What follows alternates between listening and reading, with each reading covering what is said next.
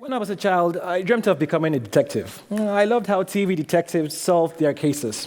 One thing they had in common, whether it was Kojak or Sherlock Holmes, was an element of surprise.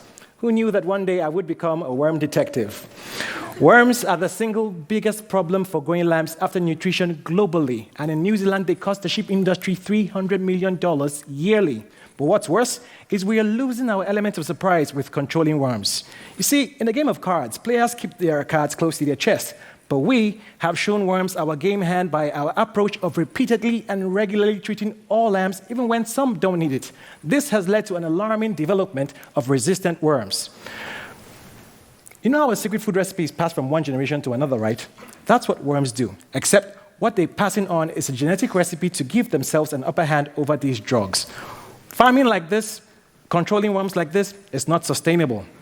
Now, research has shown that targeting treatment to individual animals not only halts drug resistance, it can reverse it. The challenge is finding effective and efficient ways to pinpoint who needs treatment in a flock of 1,000 lambs, for instance.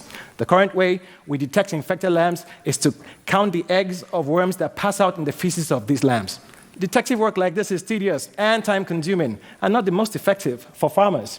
So, on my research, I'm using sheep behavior as a marker to target treatment to individual animals, and I started by developing an algorithm to predict normal sheep behavior, if there ever was one.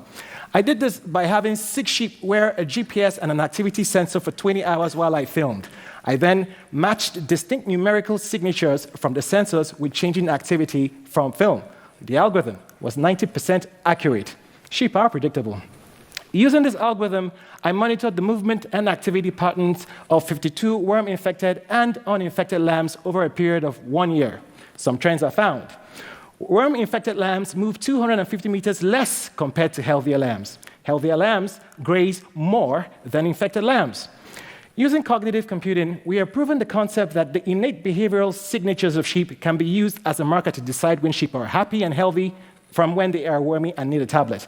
By integrating this index into existing electronic identification AirTags, a farmer can target treatment to individual animals, lowering costs and improving the integrity of drugs.